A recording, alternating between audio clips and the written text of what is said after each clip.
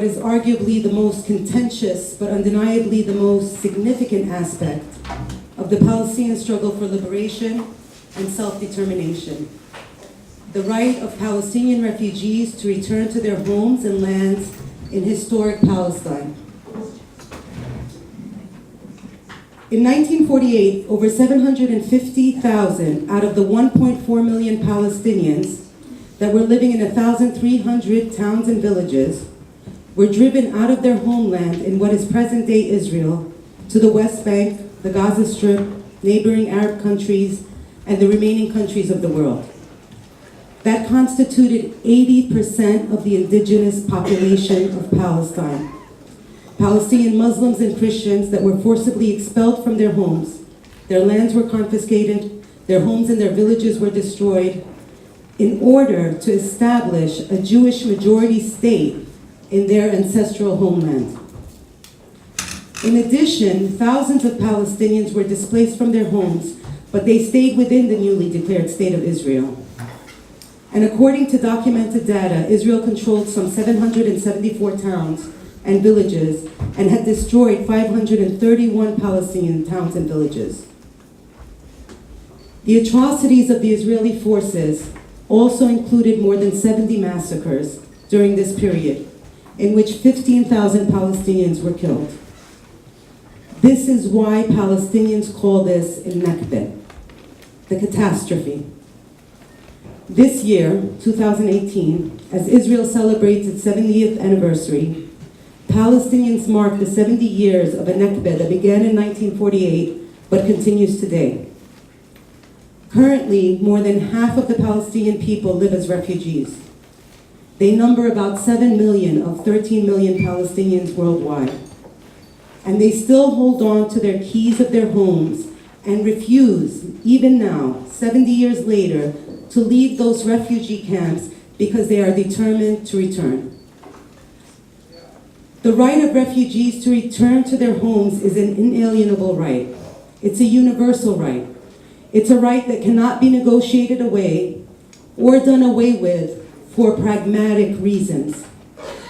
And it is also what is just, and it's a basic prerequisite for Palestinians to find freedom, justice, and equality. Donna Nevel is a community psychologist and educator, is a co-director of Parcio, a participatory action research center. She's the founding member of the Facing the Nakba Project, Jews Say No, and Jews Against Anti-Muslim Racism.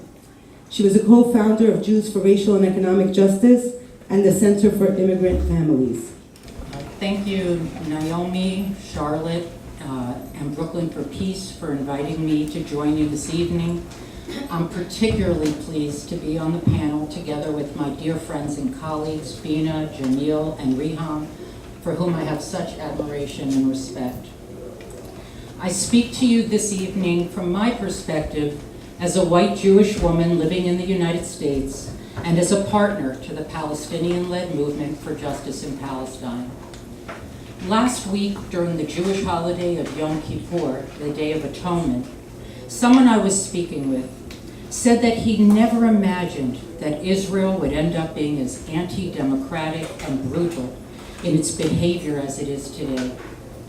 We both shook our heads in great dismay. But soon after we commiserated about that, I began to think more deeply about Israel's history and the reality of that history, and how and why we've gotten to the point where we are at today. So my focus this evening in my brief remarks will be on that history and on why I believe those of us in Jewish communities and beyond need to therefore center on the Nakba in our learning if we are to be truly accountable partners to the movement for justice in Palestine. For many of us, myself included, that meant and continues to mean unlearning years of education in which the story of Zionism and of Israel's creation totally ignored the consequences of the people on the people who were living there, that is, the Palestinian people. The Nakba, as we heard this evening, refers to the expulsion of 750,000 Palestinians from their home and land before and during Israel's creation. A Jewish majority state was created in Palestine because the Zionist movement dramatically reduced, through a variety of means, the numbers of Palestinians living there. As Riham made clear, despite propaganda to the contrary, Israel was not a land without a people for a people without a land. And despite other propaganda claiming that Palestinians left on their own accord or because they were instructed to do so by their leaders, of the 530 villages and cities that were destroyed during the Nakba, the majority were a result of military assaults and expulsions by Jewish Zionist forces. A striking example of this was Plan Dalet, launched in March 1948. It laid out a blueprint in great detail for the destruction and forcible depopulation of Palestinian population centers. Included in the text of Plan Dalet, which is available for anyone to see, is the following, and I quote, "In the conquest of villages in your area, you will determine whether to cleanse or destroy them," unquote. So why is it critical for us to understand more about the Nakba and what really happened during those years? Because in my view, with that knowledge and with a deep recognition of how, for example, thriving Palestinian villages were destroyed and replaced with Jewish villages, it is then not complicated at all to understand why Palestinians have the right to the right of return. That is, the right of return wouldn't then be thought of as something Israelis need to give to the Palestinian people as a gift, as a favor, but rather it would be understood as a right that is theirs and to which they are fully entitled. For those of us who are Jewish, we know that Israel claims to speak in our name and in the name of Jews across the globe. I think it's critically important for us to be visible in making clear that this claim is patently false. I also think it's critically important for us to be visible in making very clear that the right of return is a right that is only necessary because of the actions of the Zionist movement and then of Israel from its inception. So while it is true that the current Israeli government is increasingly anti-democratic at best, we have to acknowledge and then reckon with and act upon the knowledge that the origins of the Jewish state were fundamentally rooted in a grave injustice to the Palestinian people.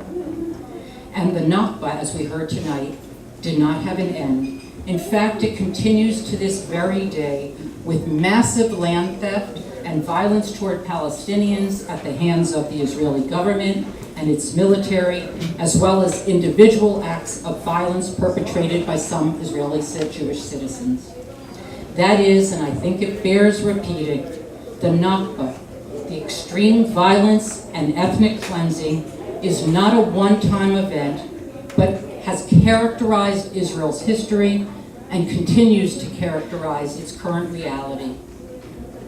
We all know that liberation at the expense of another people can never lead to true liberation. So what is possible? In addition to many Palestinian organizations focusing on the rights of refugees and other related issues, there is an Israeli Jewish organization called Zochrot, which means remembering in Hebrew. And I quote, "Zochrot promotes acknowledgement and accountability for the ongoing injustices of the Nakba, as well as the reconceptualization of the return as the imperative redress of the Nakba and a chance for a better life for all of the country's inhabitants." Zochrot serves as an inspiration to many of us in U.S. Jewish communities working to bring these issues to the forefront in our communities, and the Facing the Nakba project that I'm part of grew out of our relationship with Zochrot. They also look concretely at how return can look, and it's very worth going to their website, It's Zochrot, ZOCHROT.org. For example, you'll see on their website that some of the questions they address include, what might return actually look like on the ground? What needs will have to be met for the refugees to come home and be reabsorbed? How would major social institutions be reorganized to prepare for return?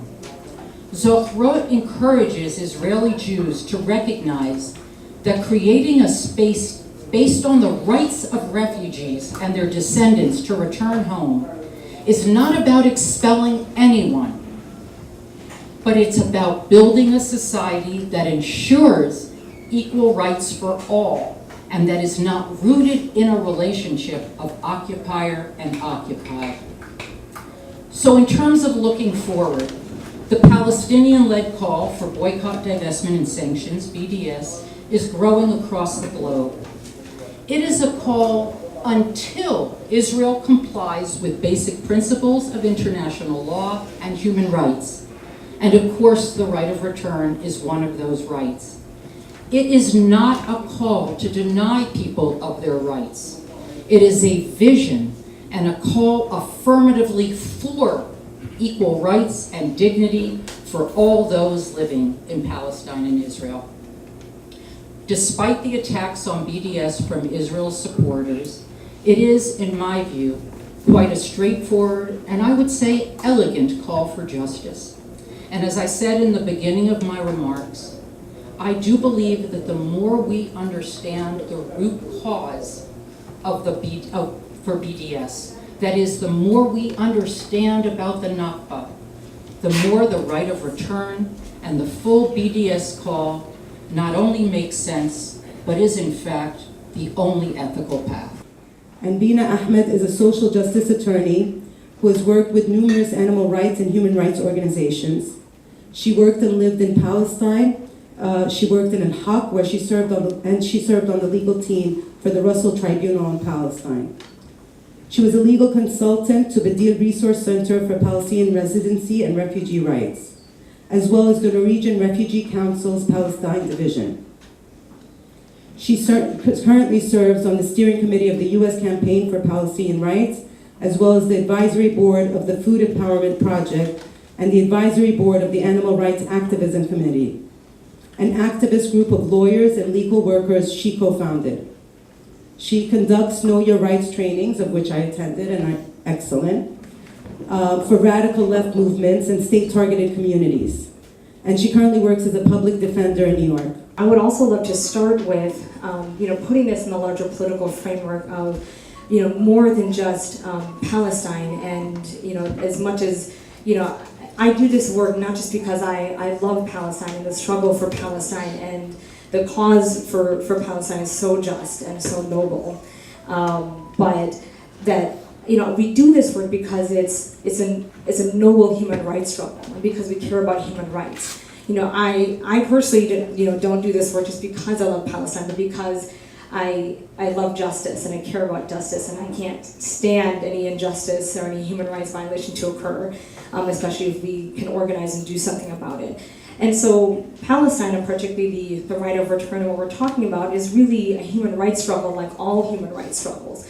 And it's no different. So placing it in a context of indigenous struggles for self-determination and the freedom of movement, as we've talked about, and the right to just a basic home and homeland, to be free of colonization and be free of cleansing of one's land, of your history and your peoples and your culture, and freedom from racial segregation. I mean, these are all things that I think have brought people to this room, brought people to their different varying organizations. And that's the theme and the thread that I think weaves through a lot of New York City, but weaves through a lot of why people come to this work and out into the streets. And we have to be morally consistent, right, in our struggles for justice. And so we can't be, as we often hear, they're progressive except for Palestine, right, PEPs. Or, I'm just, or poops, right, progressive, only, right, only on Palestine, right? So you can't, be progressive except for, right? Like the same thing where you couldn't say, I'm sure people wouldn't really accept if someone was like, I'm progressive except for the black and brown folks, right? Or I'm progressive except for the women, or the, gender non-conforming folks. Because I think it would be okay to then say, well, if you're progressive except for Palestine or for women, then I would just say, well, maybe you're really not progressive. And so we need to challenge that, because I don't think there should be an except after that statement. You should just be progressive, or maybe let's push over to radical a little bit, and we'll maybe get there later. So talking about these other examples maybe can help lead us into, and maybe you can all start to think about, well, what brought you into social justice work in the first place? And what were your first entry points into social justice work? So for many people, thinking back to the South African apartheid example. So that, of course, was a very classic example of the anti-colonial struggle against an occupier claiming an inherent and exclusive right to South Africa and South African land. So white Afrikaans proposed an unjust compromise when, of course, the struggle against South African apartheid reached its feverish height. Proposed this unjust compromise as saying, well, we can create these Bantustans, right, for indigenous black South Africans, or segregated lands, as one set of land will be for the white occupier Afrikaans, and one will be for the black indigenous South Africans. And this will be okay. This will be our solution. This will be our compromise. Instead of conceding full decolonization or full desegregation, this will be a way that we can live and we can compromise. We're not going to let black South Africans be able to live over all of black South Africa. You'll just live in these sections, and this will be okay. This is how it's going to be. And that, of course, was rejected by black indigenous South Africans as not an acceptable solution. And because it stopped far short of true justice. And so, what people are seeing, I'm saying this is very similar to denying the right of return to all of Palestinian refugees to be able to return to their homelands and to live in a desegregated Palestine, to be able to claim the right to be able to return home wherever my home is, where I claim the right of return is. Wherever my home was is where my home was. And the right to where my land and my family is. And wherever you want to say where Israel is, if that is where my home is, I have the right to return. And so in this anti-apartheid struggle, this anti-apartheid struggle in South Africa was, of course, characterized as illegal and violent. In the ANC, the African National Congress, at one point was declared unlawful and exiled and banned, and pushed out of South Africa. Now, of course, the ANC is the ruling party in South Africa since the fall of apartheid in 1994. 1994, people, by the way, I would just like to put that out there. It's not that long ago. I graduated high school in 1997. You can do the math, but that's not that long ago. So, and I sort of remember the struggles for anti-apartheid. So it's not that long ago, just to put everything in context. It also just shows that we can win.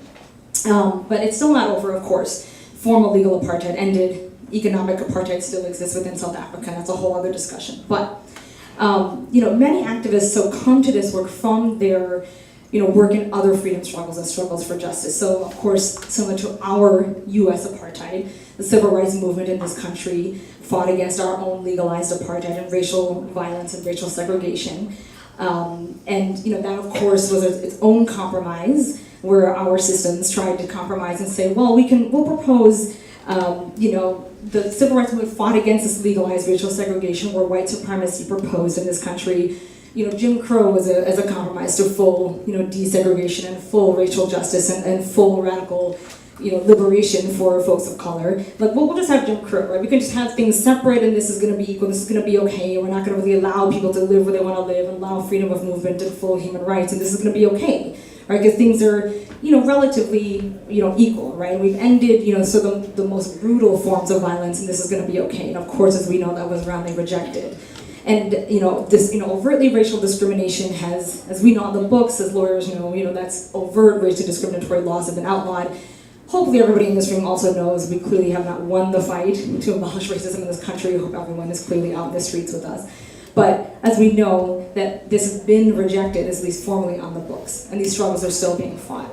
So, so everyone's starting to think of the juices of what brings you to social justice work, and what were the first things that brought you to brought you to this work. So for me, my personal story, and why people might, oftentimes, and it's always a compliment for me, people will think that I'm Palestinian and will come, speak Arabic to me, and I wish my mom, when she would read the Quran out loud in Arabic, that she actually taught me what it meant. As many Muslims we read the Quran out loud in Arabic. I'm I speak Urdu, and I wish she had taught me Arabic, but I don't actually speak Arabic.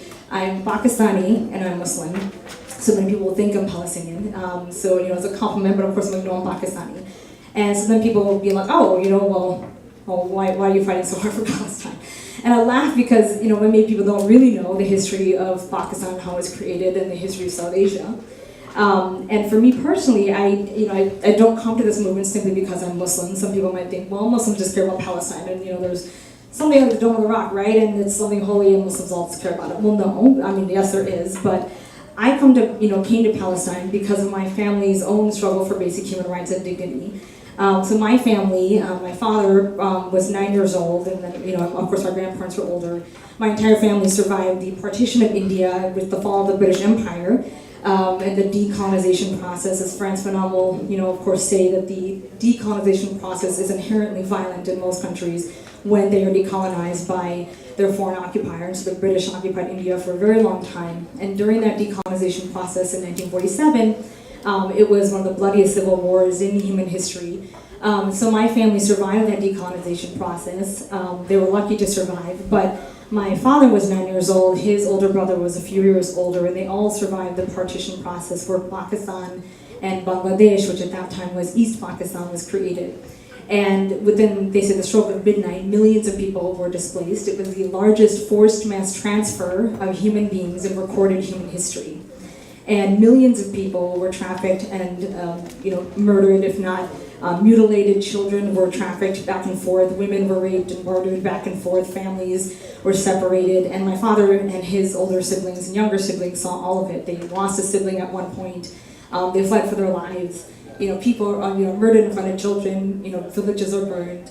And so people see this. These stories are passed down to me, to my siblings. And so, that story is very powerful, and it kind of passes down to, the next generation. And so you grow up with that story, and it's not even like, my dad taught me about Palestine, but not like, you should care about Palestine because you should care about Palestine. It's more like, you should care about human rights, because I've lived through, what it's like to be displaced, or I've lived through what it's like to be ripped from your homeland. I've lived through what it's like to see your village burned down. I've lived through what it's like to run outside in just your t-shirt, and that's literally the only belongings you have. I've lived through running to a refugee camp, and that refugee camp you have to flee after a month because the mobs are coming and they're going to then they come and murder everyone in the entire refugee camp. And I've lived through then being smuggled into a caravan truck that's covered in canvas, and that's the way you survive. So it gets emotional. So